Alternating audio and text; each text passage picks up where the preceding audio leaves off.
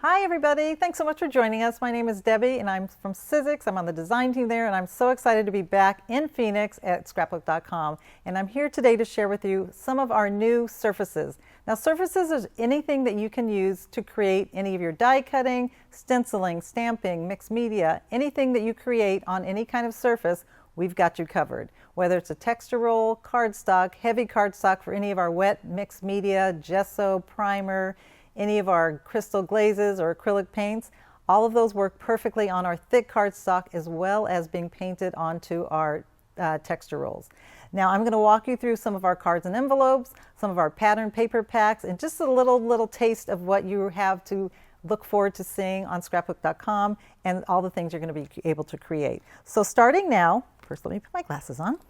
We have I'm just going to show you three of the colors. We have a full assortment of colors from all of our different color palettes with a card and envelope set. Now this is the Mint Julep. It's a 4 1/8 by 5 7/8 cards and envelopes. So the cards and envelopes coordinate perfectly with each other. You have the envelope sets that match up exactly with the card. Same color throughout, whether you're going to add a panel that's stenciled, stamped, die cut design on the front, however you're going to embellish it. It's a perfect embellishment that you can add to any of your projects, whether it's going to be for an invitation, menu cards at a party, or somebody's special card that you're putting in the mail. This is a great set to have for any of your cards. The coordinating colors match perfectly with all of our collections, all of our stencils, and anything that you create with any of your inks and stamps works perfectly. This is a ballet slipper. Like I said, they all have the cards and the coordinated envelopes, and you get 10 per package. And this is our French navy. It's that dark, rich, deep navy color, and they're all the same color throughout. Now they have a white core, so if you do any of the distress type tearing, you'll have that beautiful white core that you want to keep white or mix it up and ink it up a little bit. But they all have the matching envelope. Just say you decide to do a different color palette and you want to have two different tones. You want the envelope to be pink and you want the card itself to be the French navy. Look how great that looks together. And no matter what you do to the front, I'm sure it'll be a beautiful project that you're going to be creating. So this is just a little taste of what we have in store. Multiple colors that match with any of our color palettes. And you just got to check it out because you'll be amazed. And look how many you get in 3 packs alone. This is a whole lot and you'll have a lot of fun crafting to do. So this is our set of cards and envelopes. Now I'm going to go through our texture rolls. So our texture rolls, these are our 6-inch texture rolls. Now we originally came out with a 12-inch, which are still available, but the 6-inch fit perfectly through our Big Shot machine with the 6-inch opening and obviously the 9-inch opening, but you don't have to trim it down. It's the perfect length. They are 6 by 48 inches, so that's a whole lot of texture roll. This here is the cork. You can see the actual cork finish and feel on there. This is our tan. This is our gold. Rose gold, gray, and white. So all these are great for any of your projects. They die cut beautifully, they ink up perfectly. Now all of them have a dry finish to them so they can be stamped. They can have any of your mixed media applied to any of these. On the ones that have the metallic finish, you could do it on the back side or the glossy side. You just have to wait for it to dry. But the best part is they don't tear. They die cut beautifully. They ball up. You can do all sorts of fun techniques with it. They don't tear. They cut, but I'm trying to rip this as hard as I can and they do not tear. But balling them up, inking them up, and unraveling them and making them inked up, it looks like leather. It's absolutely beautiful. So let me put these off to the side and show you some of the projects that we've already created with these. So look at this beautiful little booklet here. It's a journal that's just been covered with the texture roll. So this was the pink texture roll. That's also one of the colors that I don't have out, but we just painted it up with some paints, inked it up, and wrinkled it up, and die cut some of the letters with the pumpkin potion words on there, and then inked those up as well. We cut those out of matte board, but the matte board was first covered with the texture roll. And look how great that is. You can just see the detail with some bats and it's ready to go for a spooky afternoon at the pumpkin patch. So that is using the texture roll painted. Here's the gold texture roll and we've used it an embossing folder. So we ran it through, created this little booklet with a little buckle, and look how cute that is and look how beautifully embossed that design turned out. You can use it on any kind of card front. These are embossed. We cut the circles first. You always want to make sure your shape is cut before you emboss it. So cut the circle first, did a little stamped image, dazzled it up with some sequins and beads, embossed it, and look how great that is just for a card front. Have a bunch of these already cut and embossed and just have them off to the side, and you have a ready for creating any kind of card at the last minute. You have everything already cut and embossed. Here's another fun project, this beautiful 3D rose embossed onto the texture roll with a little banner with a little note. I love how that turned out. It's elegant and pretty rusticy with the brushed gold. This is using an embossing folder with luster wax, and then this strip here is the texture roll, just embossed in a little strip, and it just adds that little nice embellishment to a beautiful card. Like I said, you can cut, you can tear it, you can die cut it, but look, this is sewn on there. Stitched down to a little scrapbooking page for a beautiful little memory frame, and it'll be a perfect little home decor piece. And it looks perfectly designed because it matches exactly what she's wearing in this card right here. So you can just sew it on with a little zigzag stitch, and look, it just adds that added touch. And this is one of my favorites. So say you used one of these texture rolls in your invitation and then follow it through at a party, and it makes a great napkin ring with this little die cut set. How great that is. So here it is. You can tell that it's a craft on one side and then the metallic on the other. And this is just a simple, handmade, ready to go napkin ring for your next festivities. So I have a couple pads of paper that I would love to share with you. These are our pattern papers. This one in particular is called Pattern Paper Color Story. This is our original color story where we have cherry blossom, ballet simpler, hibiscus, purple dusk, lavender dust. We have the lush leaves. We have the green tea, agave, bluebell, the mango tango, banana blast, all the different colors from our story. And look how beautiful they are. They're double-sided. So if you don't like one side for your one project, use the other side. Once you cut it, you have both sides to use, and it's perfect no matter what. One side might be darker than the other one. One might be perfect for the project you're working on. They're all great. They all match perfectly with our glitter, our sequins and beads, our embossing powder. Everything's coordinated with all of the colors. And let me just show you a couple projects using this particular padded paper. This is the 8 1/4 by 3 3/4 8 1/4 by 3 3/4 inch paper. They're a cardstock, and you get 80 in a pad, so it's a great deal, and they're double-sided. That makes it even better. So how cute is this? Just have two little pieces of paper, background, cut however size or shape that you want, and die cut. It's a great background for a perfect card. So that's using the original color story with this card and some die cuts. Next, I'm going to show you the festive pattern. So we have the pattern paper festive. It has solid on one side, and the other side of the paper has the pattern paper. They coordinate perfectly. So if you're die cutting an envelope, one side of the envelope will be the pattern and the other side will be the solid. Or the opposite. If you're going to address it, you want to address it on the solid, and it looks like you already have a pre-made envelope liner. But look at the patterns, and they match perfectly with our muted collection opulent papers. The colors are vibrant. They're great for any holiday, whether it's festive because this isn't typical Christmas colors. Could be also festive for a birthday. Snowy, wintry, beautiful. So the solid on one side, they also have the white core, so you can tear it, and it makes a perfect project no matter what you're working on. Candy cane stripes. I love how this turned out, and the projects, advent calendars I made from this. It's so much fun to work with.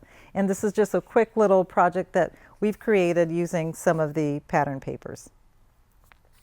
A wintry day, whether you're mixing it with the festive as well as a regular color story, it makes a great background for any of your scrapbooking pages. And since I love advent calendars, I love creating different ones. So I've done this one using the festive range of the pattern paper, and I just die cut with our festive envelopes, little envelopes, and each little one could have a little clue so they can go find a gift. It could have a little inspirational message about Christmas. It could be a little coupon for something, but just number them all and bind them together by adhering the flap to itself or to the one next to it, and just have a little poinsettia die cut, wrap it around, and just hand it out to your kids. It's a great little project that anybody would love to receive, and I think it's so much fun to make as well. Okay, next we're going to start with the muted range. I love this range. You get 80 in a package. You get 20 total colors. That's 4 per color. So the assortment and the size of the cards is perfect. The texture, it's textured on one side and it's smooth on the other one. So the projects that you can create, the die cutting, embossing that you can do are going to be amazing in the end. So the colors range from burnt orange to mulberry to sand to amber. The colors are great, and they also coordinate with the muted opulent. Now the muted opulent are just different ranges from these. So you have the French navy in the opulent and the French navy in the muted, the regular muted. So as well as the eucalyptus, there's a eucalyptus on this side. So just as a different little tone that coordinates with the regular muted cardstock. You have the rose, which is a pearl, and the rose, which is a glitter. You have the eucalyptus pearl and the eucalyptus glitter. Same with the French navy and also French navy glitter. So the projects are beautiful that you would create with all of these. And let me just show you a few that we've already come up with. This is a little house. There's no opulent included in this, but we've used all of the muted range of the individual colors, whether it's the tiny flowers, the little thatched roof, all sorts of fun projects that you can create, die cutting, embossing, and just the detailed embellishment. It all comes together. The muted range working with each other makes a great little project. So that's this little house. So we have Eileen Hull's shadow box frame. Look how cute this is with the little houses. Create this fun little shadow box, whether you're doing multiples and just kind of adhering them to each other to create kind of a collage with a little scene inside. But this is all using the muted range, and look how beautiful they all work together. I love the three-dimensional effect with the houses kind of going backwards and then the layers of the grass. It's a cute little neighborhood framed inside of a little box. So that's using the muted range on some of our projects there. And then just let me show you a couple cards that we've also created. The same little idea that we did for the napkin ring earlier out of the texture roll, here it is out of the muted range. And how fun is this for any kind of fall decor, whether it's in your house in a frame, or if it's in your house in a vase, or tied on a napkin ring for the holidays. It's a great little fall festivity little embellishment, or just tied to a gift. Tie this up in a knot and you don't need to tie a bow. You've got this great little project that it can adhere to a gift wrapping. And somebody would probably save this, because this to me is a gift alone. I love that one set.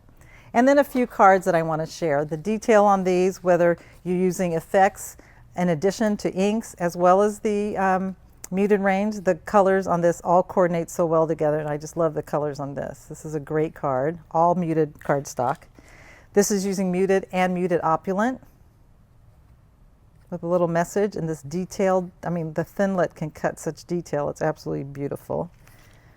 Just using one of the little teapots, same idea, but muted range with embossed background.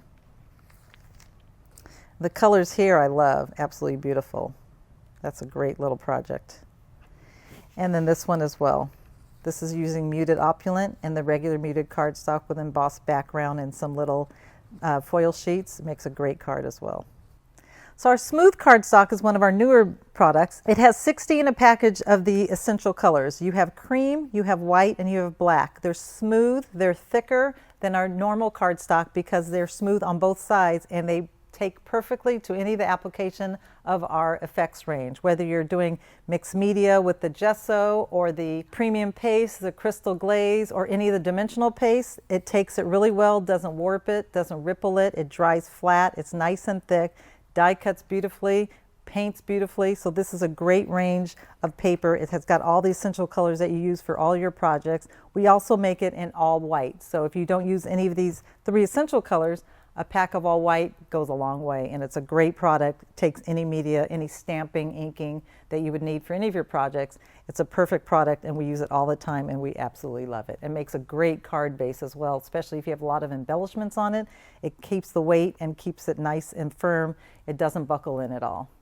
Now we have our neutral cardstock. Now neutral cardstock, you get 10 colors. It's all different ranges of the earthy neutral tones, whether it's a light tan going to a darker brown to the grays. It's cardstock that has a light finish texture on the front and smooth on the back. So whether you're inking or stamping, it's a great for die cutting, any rubber stamping on the smooth side, or you would use our smooth cardstock. But this is a great cardstock, has a great weight, and it does beautifully emboss when you do any kind of misting just to get it a little damp.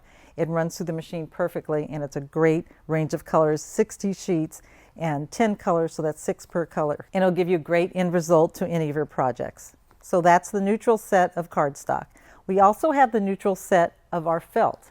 Now our felt sheets, same 10 colors. You get 10 sheets in a pack, and you get all sorts of colors that coordinate well with each other. So if you look at it, they all look well all together. So whether you're going to be stitching, stuffing it, or doing any kind of card-backed felt, it die cuts beautifully. You can adhere this to a piece of mat board and run it through with any of our scoreboard dies to have a cover for a box or a cover for a little journal. This works perfectly well whether you're hand stitching, die cutting with any of our Biggs dies. It embellishes well. You can sew on any of our sequins and beads and makes great projects for any time of the year. So our sculpting foam, this is a foam that is perfect for making any kind of flowers. Actually, you can use any kind of die cutting. You don't have to sculpt them, but the colors are so vibrant. This is one of 5 of ours, and this is the blossom. You have a green, 2 shades of purple. You have the mint julep, the ballet slipper. Once they're die cut, well, it can also stretch when it's not die cut, but it gives this little stretch. And once it's heated, if you do heat it, you're able to manipulate it just to form your flowers. And I'm going to show you a few samples, but it's got the perfect thickness for any kind of die cutting, and using your sculpting, paper sculpting tool set, it makes some great projects for any of your flower sculpting. And the possibilities are endless, whether you're actually doing any kind of sculpting or if you're just going to be cutting them on their own and just embellishing it. But let me just show you some projects. This is using one of our die cuts, one of our, believe it's the peony flower. And it's using let's see, 4 layers of flowers and a small one in the center with our stamens, heated it up, and then you just kind of manipulate the petals with your fingers, and it takes form, and it put them together, adhere it to the top of a box, and how cute is that? It can be a napkin ring, it can be embellished like it is on a gift, it can go on a card. I love how these all turn out. So here's one here, and this is using the daisy, the same idea, but with a purple center. It just adds that little fun embellishment to the top of a gift. And this one right here, same idea, just using a different flower. And it also stiffens it up a little bit. And if you realize after it's mailed or it's been sitting around and you haven't used it yet, you can take your heat tool and just re-manipulate it, and it's just as fresh as new. It's like it came back to life after adding water to the new vase. So that's using the texture roll. And then there's another technique I want to show you. Same idea. But we took some of our oil pastels and we just added it to the center of the flower just to give it a little more of a realistic effect. And heat up the little base or the edges of the leaves and manipulate them a little bit, give them a little curl. You can actually add a little pencil mark to make the veins of your leaves as well. Bringing little stamens to the center and makes a perfect wreath for the home decor, whether it's on the table, on your kitchen island, or on your small little front door. It's a great little card. And this is using the texture roll to cut out the merry and bright sentiment. But I love how that all turned out. So those are the texture rolls. So I'm going to go ahead and create the spring bloom. Now I have most of my pieces already cut and sculpted. I just thought I would run through the machine so you can see exactly how you would start it out and then start sculpting it yourself. So multiple pieces, depends on how full you want your spring bloom to be, how much you want your spring bloom to be bloomed. I'm going to just manipulate it just so you can see how it works and how it all comes together. So I have pre-cut the dies already, but I just want to run it through so you can see. So you'll see the blades here. This is going to actually cut 2 individual petals. It just saves on blade if we have it all on one piece, so you'll know that those are the same size. So this won't be one full petal, it'll be 2 individual petals when it's cut. Same with this one, and then the leaf as well. So I'm using my regular Big Shot machine, my cutting pad on the bottom and one on the top, and these are the thinlits, cutting the sculpting foam.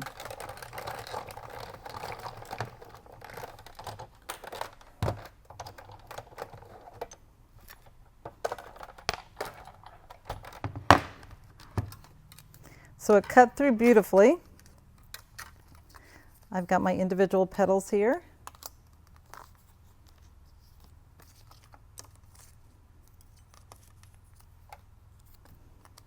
And I've got one leaf. So these are all the thinlits that I used to create the spring bloom. One of the thinlits that's also included in the die set, this is the base that goes underneath the flower. And you can do more than one, you can just do one, it's up to you.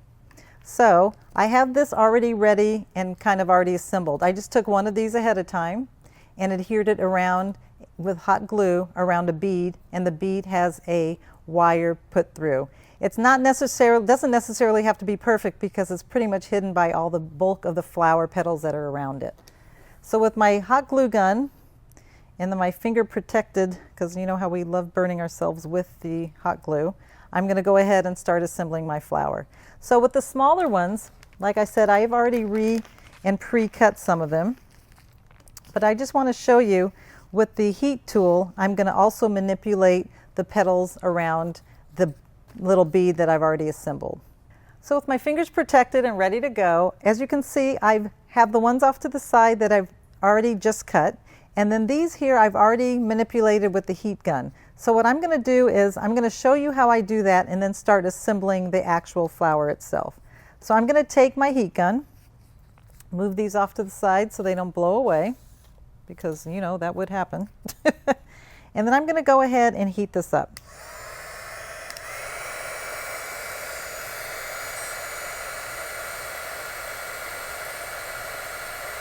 And right when you start to see it curl just a little bit, you're just going to want to start forming it.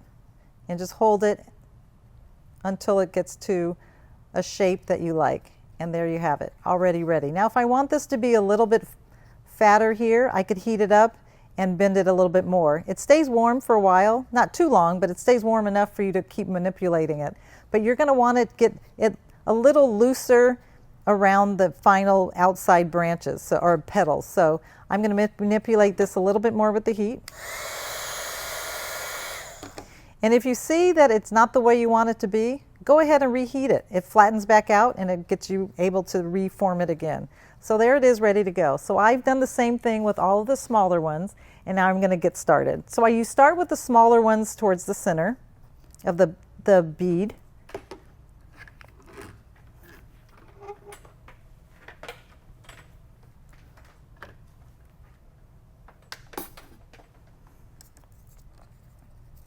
And you just put a little bit of glue on there.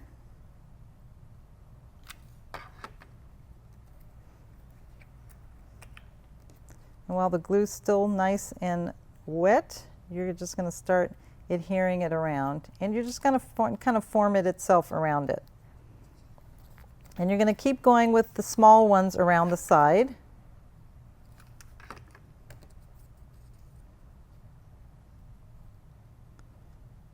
And if you see a little bit of the glue still showing, that's okay. Just hold your finger against it so it'll hide that little hot glue shiny dot that you've left exposed.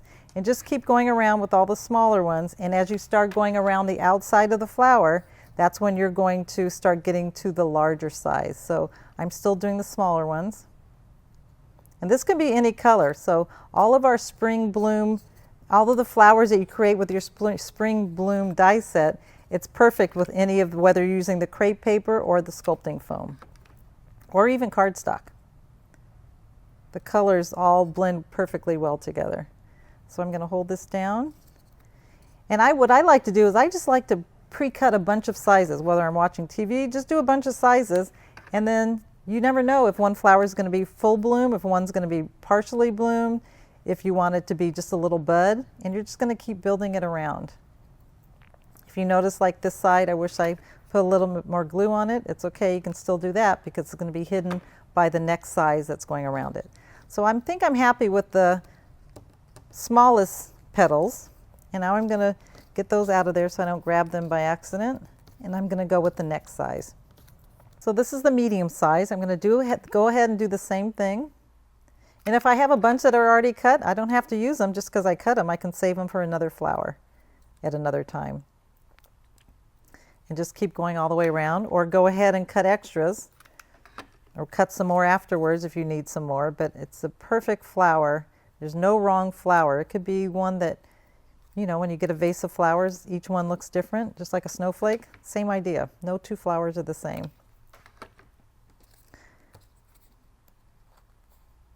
And you just keep manipulating it around and adhering each petal to the one next to it.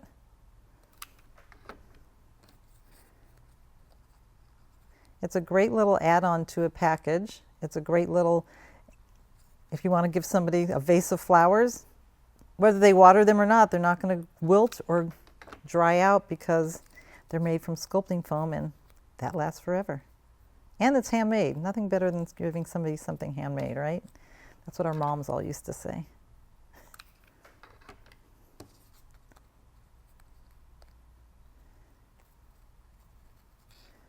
Okay, in the areas where the glue didn't adhere, I'm just going to hold it down just for a little bit more. And I think I'm happy with how that looks so far. So I'm going to go ahead with my last set of larger petals and just start filling that last row around. And you can have this fanning backwards to just open it up a little bit, or you can just have it as tight around it. It could just be, you know how certain flowers are really tight and then they just start opening and coming to life. This could be the early stages if you want it to be really tight. But I just love how, just looking at the center, how it's really starting to take its shape. It could be a tight bud, and you can only do, if you want, you could just do the tiny ones in the center and make it a really tight, unopened bud as well. A few more. Add a little essential oil or something, it'll smell like a real flower.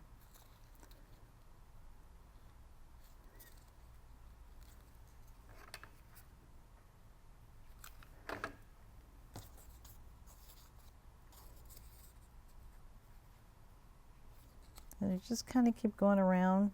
You could bend it a little bit, wrinkle it a little bit, heat it up again if you like, just to reshape the flowers if you felt like they came out of shape, or the one that you put down, you kind of wish it had more ripple to it. But this just gives you an idea of exactly how to assemble the spring bloom. Bend them out if you'd like. And then for that final piece, you can either poke a hole in it or punch a hole in it or poke it with your little stem. But I'm going to heat this up a little bit so I can manipulate it just to give it the same kind of shape and effect as the actual flower itself.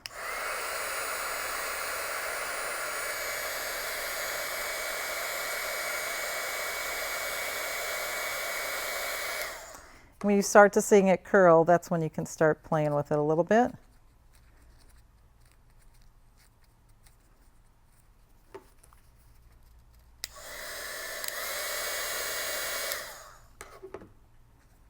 And it thickens up just a little bit when it gets hot, so that's okay. You can still re-manipulate it if you want. And then I'm just going to bring it up a little bit. Just poke the hole in it with the florist wire. And then I'm just going to add my glue into the center so it'll adhere once I bring it up. My fingers are protected.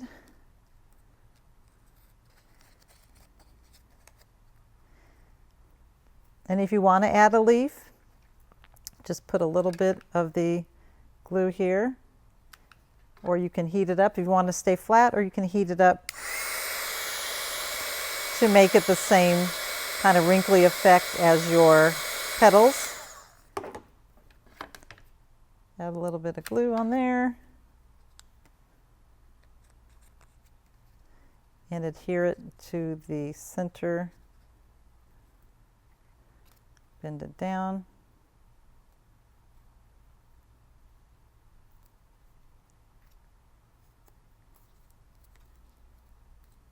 And you can have a stalk of leaves going all the way up, or attach another little wire off, like an offshoot, and have the stem with the leaves on there like that. And there you have it. Spring is in bloom.